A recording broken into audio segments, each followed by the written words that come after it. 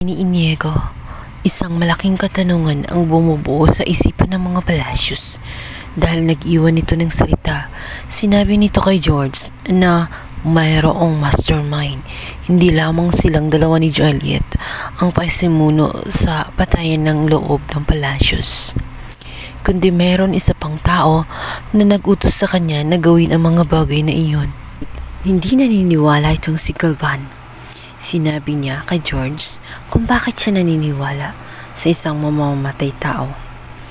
Dapat ay huwag niyang paniwalaan itong si Inigo. Nagkatiwalaan umano ni Galvan at nagsimula na siya na mahalin itong si George. Ngunit na-disappoint siya sa ginawa nito na pinagbintangan pa siya o nag-isip pa siya ng kung ano-ano. Ngunit sinabi nga nitong si George na nalilito na nga siya sapagkat hindi na niya alam kung kanino maniniwala.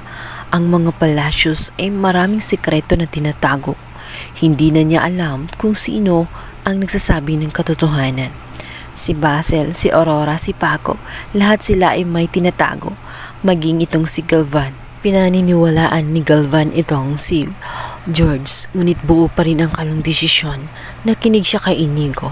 Alam niya na maaring tama nga itong si Inigo dahil na rin sa kadahilanan na pinatay ito sa harapan niya.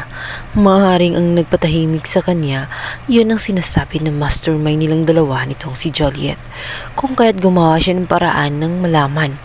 Lalong-lalo na at naghihinala siya na maaring ang mastermind ang kumitil at naglason or lumason dito kay Basil. Dahil nga sa sunod-sunod nga ang mga naging patayan sa loob ng Palacios at muntik na rin napahamak itong si George. Nakaramdam ng takot itong si Ruth. Sinabi niya na hindi na niya hahangarin pa ang yaman ng mga Palacios. Wala na siyang pakailam.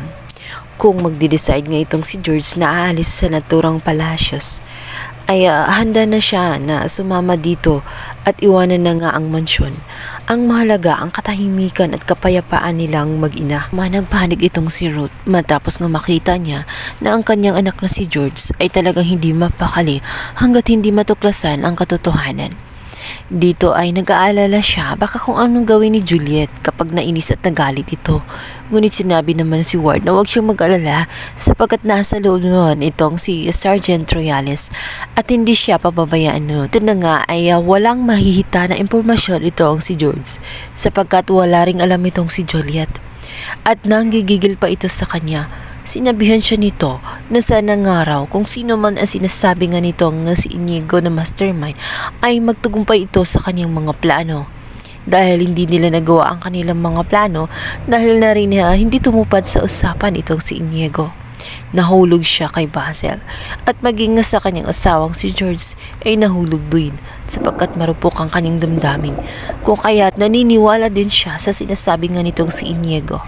Dahil na rin sa marami ang naging kaaway ng mga Palacios, kaya hindi imposible na may mastermind sa kanilang dalawa.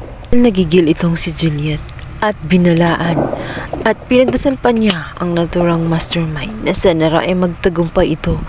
Sana raw ay maubos na ang mga Palacios mula matanda hanggang bata para matapos na nga ang kanilang kasamaan.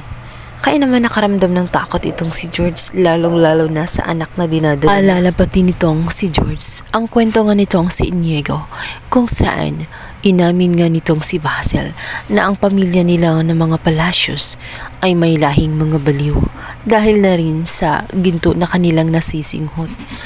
Kung kaya't nakaramdam siya ng takot sa kanyang sarili maging sa kanyang pamilya.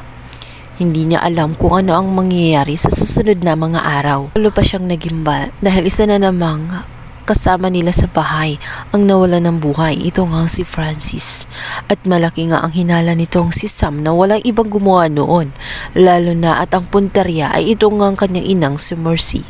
Pinagtanggol lamang ni Francis ang kanyang ina kung kaya't siya ay napuruhan. Hirap ang kanilang kalagayan maging ang mga Kastilyo dahil nga ang kanilang kalaban ay mga may psycho. Kung kaya't hindi nila alam kung anong maging takbo ng utak nito, lalong-lalo na at kapag hindi nakontrol nila ang kanilang mga kalaban ay inaalis nila ng buhay.